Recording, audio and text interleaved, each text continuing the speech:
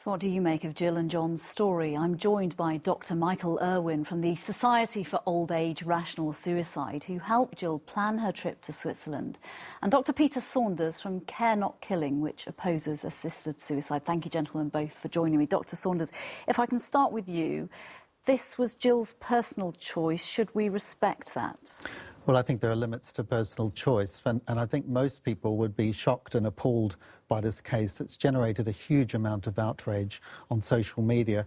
This lady is 5 years younger than my 80-year-old mother. She's 9 years younger than Dr. Michael Irwin over here, and in considerably better health than both of them. But she decided in her life that her health and her future health was not worth living. Is that a choice that we should respect? People have a legal right to commit suicide. It's not illegal to commit suicide in this country.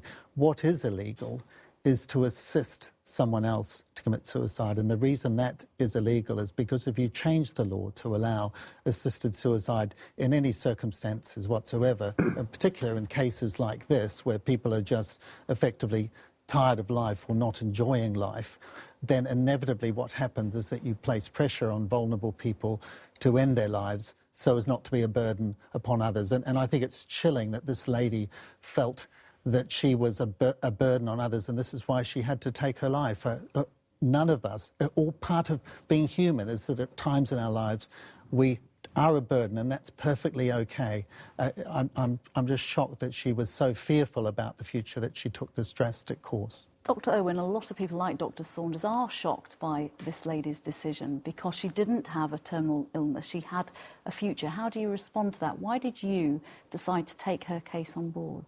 Well, Jill was very much a believer in the idea of completed end of one's life, a completed life. She wrote a 4-page document which detailed the various views she had about her life. Now, this concept of a completed life is fully supported in countries like the Netherlands and in Switzerland.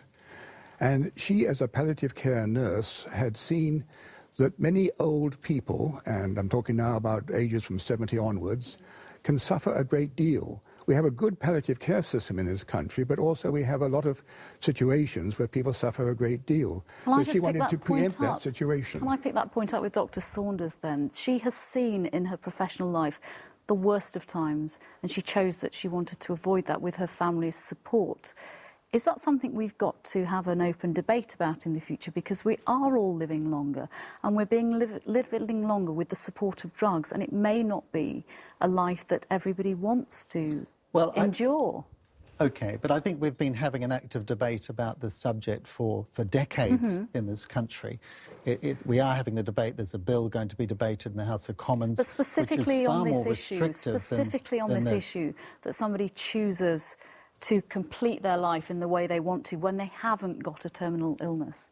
I think that when we start to promote suicide as a solution for life's problems, we're on a very, very dangerous, slippery slope indeed. Dr. Irwin, Jill's family, according to John, supported her move. What do you do when families don't support the person that's going to Switzerland to end their life? How do you deal with that? It's very difficult, but it's a matter of personal choice. And the European Court of Human Rights back in 2002 endorsed this concept of a completed life, talking about people who in the older ages want to avoid the decrepitude of old age. I mean, I'm 84. I have problems in walking following a car accident.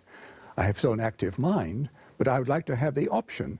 And I know that if I want to at one time, I can go to Switzerland, and it's a good thing that one can do. Dr. Irwin, Dr. Saunders, I'm afraid we've run out of time. The debate could go on, of course, all night. But thank you very much for coming in to speak to me. Thank you. Thank you. Thank you.